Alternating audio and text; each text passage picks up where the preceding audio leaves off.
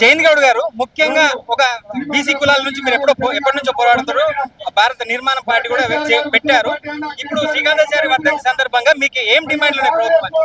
Srikanthachari LB Nagar చౌరస్తాలో అమరుడైంది కాబట్టి LB Nagar చౌరస్తాకు Srikanthachari చౌరస్తా అని పేరు పెట్టాలని చెప్పి ముఖ్యమంత్రికి మనవి చేస్తున్నా. కేసీఆర్ శ్రీకాంతాచారి పుణ్యాన ముఖ్యమంత్రి అయిండు.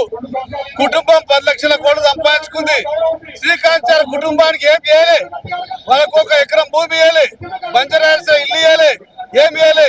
అగ్రవర్ణ కుట్రదారులకు ఒకటే చెప్తున్న బీసీలందరూ ఏకతాటి మీదకి వచ్చి మనమంతా ఒక జాతీయ పార్టీ పెట్టుకొని ఒక ప్రాంతీయ పార్టీ పెట్టుకొని మనమంతా ఓట్లేసుకొని మనోళ్ళని బీసీలను ముఖ్యమంత్రి తప్ప అగ్రవర్ణాలను చేసినంత కాలం మనకి అడగదేంగుడే ఉంటది. కాబట్టి మనమంతా ఒక్కటి కావాలని చెప్పి జై బీసీ.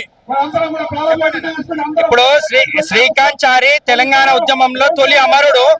ఒంటిపైన పెట్రోల్ పోసుకొని జై తెలంగాణ నినాదాలతో ఇది ఎల్బీ నగర్ చౌరస్తా మీద ఆత్మార్పణ చేసిండు. ఎందుకు ఆత్మార్పణ చేసిండు అంటే నాలాగా ఎవరు కూడా ఆత్మార్పణ చేసుకోవద్దు, మన తెలంగాణ మనకి రావాలి, మన నీళ్లు మన నిధులు మన నియామకాలు మన అన్ని కొత్తగా డిమాండ్లు అంటే ఏదైతే కాంగ్రెస్ పార్టీ ఇచ్చిందో ఎన్నికల మేనిఫెస్టోలో ఉద్యమకారులను గుర్తిస్తా అన్నది 250 గజాల భూమి ఇస్తా అని చెప్పేసేసింది. అలాగే 1200 మంది ఉద్యమకారులకు కూడా ఇప్పుడున్న పార్టీ ఫండ్లకించి ఖచ్చితంగా ఆ కుటుంబాలకి న్యాయం చేయాలి, ఆ కుటుంబాలకు గుర్తింపు కార్డులు ఇవ్వాలి, ఆ కుటుంబాలకి వైద్య సౌకర్యాలు అందించాలి. ఆ కుటుంబాలని ఒక స్వాతంత్ర సమర యోధులకి ఎట్లాగైతే అలవెన్సులు ఇస్తున్నారో అదే విధంగా తెలంగాణ ఉద్యమకారులకి అమరవీరులకి ఖచ్చితంగా ఇచ్చినప్పుడే నిజమైన తెలంగాణ వచ్చినట్టు. ఇప్పుడు సామాజిక తెలంగాణ భౌగోళిక తెలంగాణ వచ్చింది కానీ సామాజిక తెలంగాణ కావాలి. ఇవాళ తెలంగాణ ఉద్యమంలో బడుగు బలహీన వర్గాలే వీళ్ళ ప్రాణార్పణ చేసిర్రు. ఒక పోలీస్ కిష్టన కావచ్చు, ఒక శ్రీకాంతాచారి కావచ్చు, ఇలా చెప్పుకుంటూ పోతే ఎంతో మంది ప్రాణాలు అర్పించారు. ప్రాణాలు అర్పించిందేమో బడుగు బలహీన వర్గాలు అయితే అందరాలు ఎక్కింది అగ్రవర్ణాలు, వెలుమదొరలు, పటేళ్లు వీళ్ళు అందరాలు ఎక్కిర్రు. త్యాగాలు మా అయినాయి, భోగాలు వాళ్ళే అయినాయి.